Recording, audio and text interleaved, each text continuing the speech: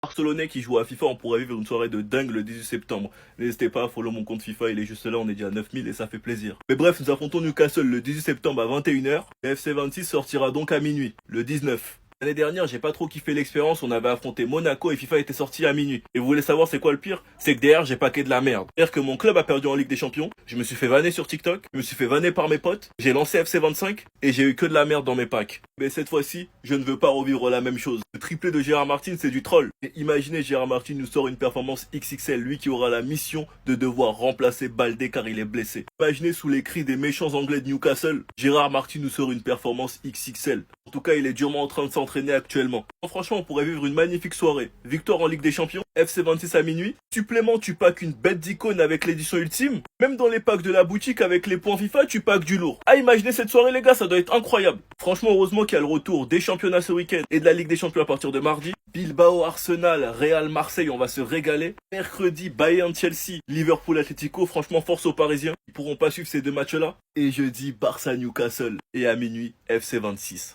Incroyable. Sinon, vous les gars, vous en pensez quoi? Ramenez-vous sur cet important, on s'ennuie.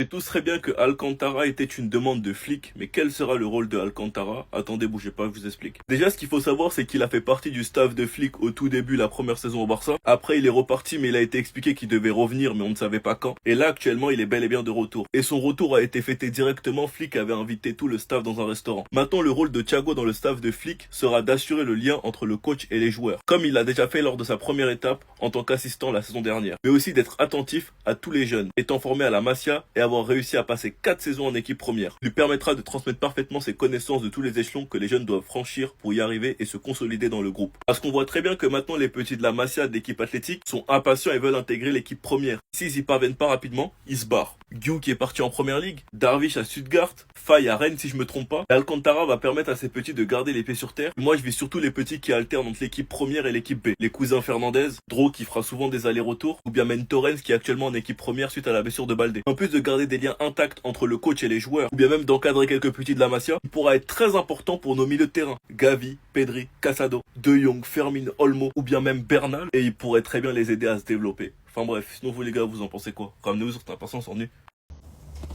Les bookmakers pensent que Pedri va finir 15e au Ballon d'Or. Vous saisissez ce que je suis en train de vous dire ou pas? Les bookmakers pensent que Pedri va finir 15e au Ballon d'Or. Allô? Si cette info s'avère vraie, ça veut dire que les votants ont trouvé 14 mecs qui ont fait une meilleure saison que ça. Regardez-moi les notes de match de Pedri. À chaque fois, c'est une masterclass. Il ne fait pas un mauvais match. Et les votants ont trouvé 14 hommes qui ont fait une meilleure saison que cette saison-là, là. Allô, s'il vous plaît.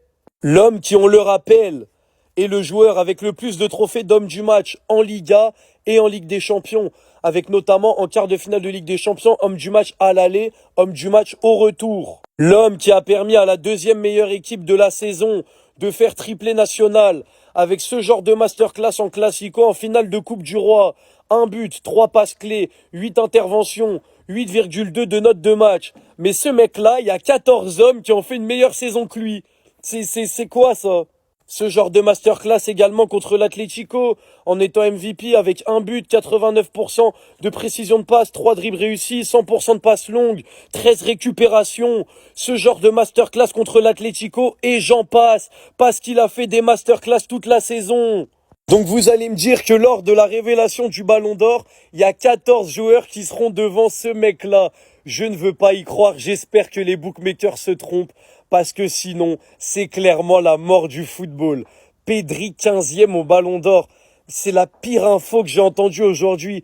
J'espère que ça s'avère faux, parce que mettre un mec comme ça 15e Ballon d'Or, c'est tout simplement la mort du foot. Les Barcelonais, avec tout ce qui s'est passé pendant la trêve, j'ai oublié de vous donner l'information que le Barça jouera contre Valence au stade Johan Cruyff. Dans le même stade où nos féminines jouent, un stade qui se présente comme ça, c'est un stade très moyen, bon on va pas se plaindre, c'est juste pour un match. Et là c'est quasiment clair, toujours pas de retour au Camp Nou, les travaux ne sont pas terminés. Montjuic normalement pour les Blaugrana qui accueilleront les matchs nationaux et européens, donc Liga, Ligue des Champions, Coupe, etc. La conférence de presse de Elena Fort, membre du conseil d'administration, qui n'est pas en mesure de nous dire si le Barça pourra jouer contre Retafe au Camp Nou. De tout ce qui se passe, je suis clair avec vous, je préfère continuer au Montjuic, qu'on arrête avec ces histoires de stade, que le Barça se concentre pleinement sur une ouverture intégrale du Camp Nou et pas avant. Franchement, ça commence à nous faire mal au crâne, j'aimerais que le Barça revienne au Camp Nou lorsque tous les travaux seront terminés. Montjuic, on s'est habitué, on peut encore tenir jusqu'en 2026, il n'y a pas de problème. Donc on commencera la Ligue des Champions comme ça, mais pour les phases finales, j'espère que ce sera terminé, parce que on le sent, hein, c'est très important d'être dans un cadre un peu spécial pour la Ligue des Champions. Christensen est en forme et compte bien s'imposer dans la défense du FC Barcelone. Moi personnellement, je suis tout à fait d'accord avec lui. Je pense qu'actuellement c'est l'un de nos meilleurs défenseurs, voire le meilleur, et c'est celui qui est le plus en forme. Andreas Christensen pense qu'il finira défenseur central titulaire aux côtés de Pau Cubarsí. Il sait quand Flick l'apprécie. Il fait un très gros match face au Rayo Vallecano en étant le meilleur défenseur. Il fait une très bonne trêve avec le Danemark en étant 2 fois titulaire et buteur. 83 passes réussites sur 88. Araujo a lui aussi fait un très bon match avec l'Uruguay. Et je trouve que son début de saison avec le Barça, il est bon, qu'il est critiqué injustement. Cubarsí, je pense qu'il a eu le temps de bien respirer en n'étant pas titulaire avec l'Espagne et en n'étant pas titulaire face au Rayo Vallecano. J'espère qu'il arrive en forme et à 100%. Peu importe qui jouera, j'espère que Flick choisira au mérite. Franchement, Inigo Martinez a laissé un très grand vide derrière lui, mais il part comme un patron. La preuve, regardez comment on parle de lui actuellement. Est-ce qu'on aurait pu imaginer ça il y a un an? Jamais. J'espère qu'il s'épanouit à Al Nasser et je vois même qu'il commence à faire des pièces du hors-jeu là-bas. Gérard Martin aura une lourde responsabilité ce mois de septembre. Ça va être de remplacer Baldé qui est out pendant un mois. Personnellement, je lui fais confiance. Ça leur permettra d'avoir du temps de jeu. Lui et Torrens. Enfin bref, dites-moi dans les commentaires, vous titularisez qui si vous étiez Flick? Moi personnellement, peu importe tant que Christensen est titulaire. Je vais militer pour ça car pour moi c'est un défenseur archi sous-côté. Quand il est pas blessé, c'est le meilleur. Enfin bref, sinon vous les gars, vous en pensez quoi? Ramenez-vous sur Snap Instant Incendie. Lamine Yamal a déclaré hier qu'il rêvait pas de gagner qu'un ballon d'or mais plusieurs et que s'il y arrive pas, ce sera de sa faute parce qu'il en a les capacités. Et comme c'est Lamine, il y en a beaucoup qui critiquent ses propos en expliquant qu'il est arrogant. En fait, quand on parle de Lamine, on parle de qui et de quoi? Parce que je pense que par votre haine, il y en a beaucoup qui se perdent actuellement. On parle d'un mec qui, depuis qu'il a commencé sa carrière professionnelle au Barça, en équipe première, ces 2 saisons, il a fini dans le top 3 au Ballon d'Or. La première en terminant 8ème, avec 10 buts, 14 passes D, en devenant titulaire au Barça en 2e partie de saison, et en étant un acteur majeur pour l'Espagne à l'Euro, en étant le meilleur jeune joueur et le meilleur passeur. Tout ça pour sa première compétition internationale. Suite à ça, top 8 au Ballon d'Or, Golden Boy, présent dans l'équipe The Best, Trophée Copa. La saison d'après, il est une nouvelle fois nominé, 62 matchs, 21 buts, 22 passes D, en étant un acteur majeur, notamment en Liga, meilleur passeur. Enfin bref, 2 saisons, 2 nominations, il a 18 ans, et certains n'ont jamais été nominés de leur vie. Je pense que vous réalisez pas. Ou certains, leur première nomination, c'est cette saison. À cause de votre haine et de tout ce qui se passe sur les réseaux, vous n'arrivez pas à réaliser la précocité de ce mec. Le palmarès qu'il a, que ce soit les trophées collectifs ou individuels, a seulement 18 piges. Parce que je vous promets les gars que ce n'est pas normal. En 2 saisons, il a environ 32 buts, 36 passes D. Il a 18 piges. En sélection espagnole, il en a déjà 17. 17 GA. Actuellement le numéro 10 au FC Barcelone pour 2 buts, 5 passes D. Alors qu'il fait pour l'instant pas un gros début de saison. Dites-vous juste que bizarrement, son club et sa sélection vont mieux depuis qu'il est là. Et vous pensez réellement qu'il y a un hasard? De toute façon, on se donnera rendez-vous le 18 décembre pour faire un point sur la saison du joueur le plus surcoté. Enfin bref, sinon vous les gars, vous en pensez quoi? Ramenez-vous sur Snap Instant Incendie. Les gars, Jorge Mendes est une légende du FC Barcelone. Nous devons tous le remercier pour ce qu'il a fait. Il ne le savait pas, mais il a contribué à sauver notre club. C'est grâce à lui que le meilleur joueur du monde joue pour le FC Barcelone. Merci Georges, qu'est-ce qu'on aurait fait sans toi? Merci beaucoup. Lamine Yamal aurait pu rejoindre le Bayern en 2022. Ils avaient entamé des discussions avec lui et Gavi. Et ils voulaient convaincre la famille de Lamine de le recruter contre une somme de 5 millions seulement. Imaginez, on aurait laissé partir Lamine à 5 millions, on aurait vu à quel point il matraque tout le monde, comment on s'en serait mordu les doigts. Au final, Jorge Mendes est arrivé et a mis fin au dossier et à l'opération. Merci Georges, merci pour tout. On aurait été privé de ce genre de moment, vous vous rendez compte? Des gros calmas au Real Madrid. Tenez, j'ai 17 ans mais je vous éteins. On aurait été privé de Lamine Yamal qui matraque toute l'Europe entière avec les couleurs du FC Barcelone, le duo Lamine-Pedri, le matraquage de l'équipe de Kylian, le traumatisme de Kylian Mbappé. Tout ça, on en aurait été privé si Jorge Mendes n'était pas intervenu. Donc on n'a que à le remercier, merci pour tout. Parce que Lamine Yamal pas au FC Barcelone, j'ai même pas envie d'imaginer. Pour moi, ce mec est chez nous depuis 10 ans tellement il a fait du bien au club. En tout cas, Jorge Mendes, peut-être qu'à l'époque, tu ne savais pas ce que tu étais en train de faire. Mais en faisant ça, tu es devenu dans mon cœur une légende du FC Barcelone. Merci pour tout. Merci d'avoir permis à Lamine Yamal de rester chez nous. Le meilleur joueur du monde est sous les couleurs du FC Barcelone. Et cet homme y est pour beaucoup. Donc remercions-le aujourd'hui, mes frères barcelonais.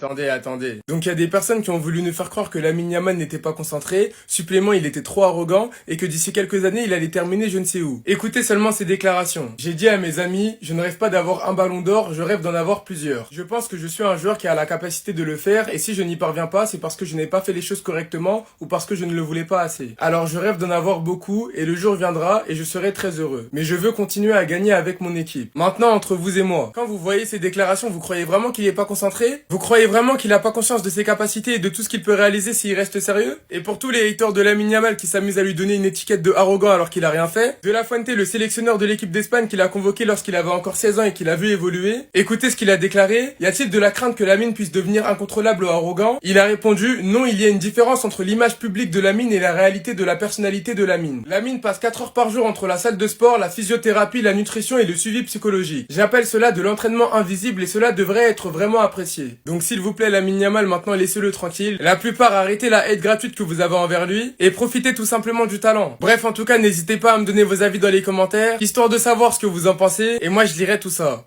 Tout se passe comme prévu. Dembélé a reçu son trophée de dédommagement aujourd'hui.